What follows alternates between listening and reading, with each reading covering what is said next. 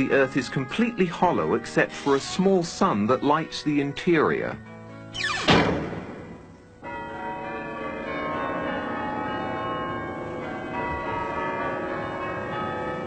The argument, for all practical purposes, came to an end when the Church of England was established by law during the 16th century. They rejected many laws of the ancient Catholic Church, and to appear forward-thinking, they embraced many radical scientific notions prevalent at the time, including Copernicus' round Earth theory. With this endorsement, the theory found its way into the schools, which were then largely controlled by the Church. It has remained there to this day, and many children have accepted it without question. Andrea Barnes was not one of those children. Born into an Ontario farming family in 1898, Andrea was a bright child who spent much of her time learning about the world around her. She was inquisitive and precocious, and much to her teacher's dismay, she fervently believed the global Earth concept was nonsensical and easily refuted. Many scientists agree with her and are amassing evidence to carry on her work. There's all kinds of proofs right around you that show that the Earth is flat. A very simple one to think of is that we use plumb bobs to build buildings. In other words, to get the wall of a building going straight down, you'll take a string with a heavy weight hanging from it, and you'll make the building follow that string. That plumb bob will point to the center of a round Earth. That means that if you imagine that this was the correct Earth, you can imagine a plumb bob held here would point in that direction, and a plumb bob held here would point in that direction. That means the buildings would be bigger on the top than at the bottom. It would also mean that boats would constantly be sailing downhill. And invariably, in any discussion about the shape of the Earth, the first argument used in support of its rotundity is that as ships sail out to sea, the tops of their masts are visible longer than the hull. The fact is, of course, that the light rays from the lower part of the ship are no longer reaching the shore.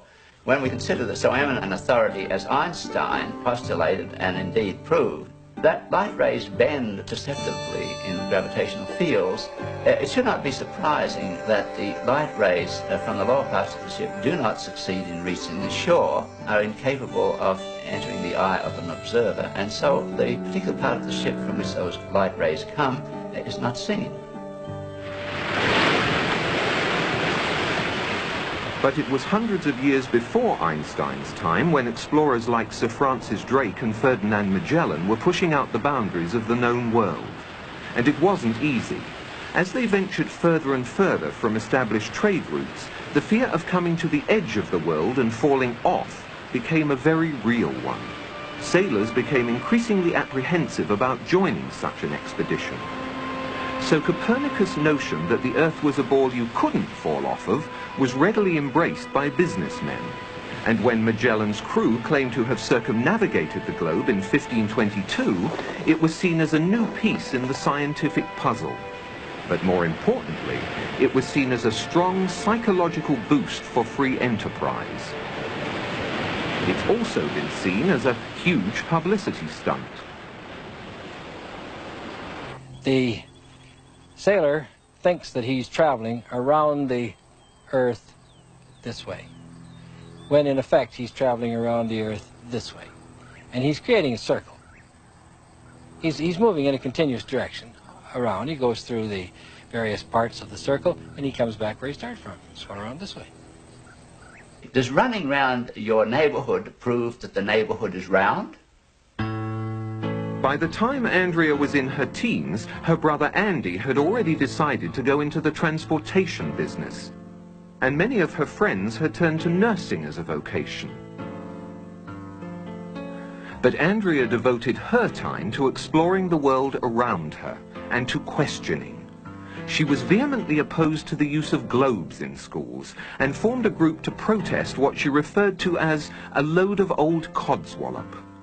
They demonstrated in a manner they felt symbolic. But Andrea soon realized the only way people would listen was if she made a trip to the edge and brought back proof. And so, on her 16th birthday, she set off across the snowy deserts of Antarctica with little more than a borrowed pair of skis. However, like Marcella some 300 years earlier, she was unprepared for the harsh conditions and was soon forced to turn back. She tried to raise money for a larger expedition, but her cause was overshadowed by the outbreak of World War I, and it became more important to worry about maintaining one's stake in the world than arguing over its shape.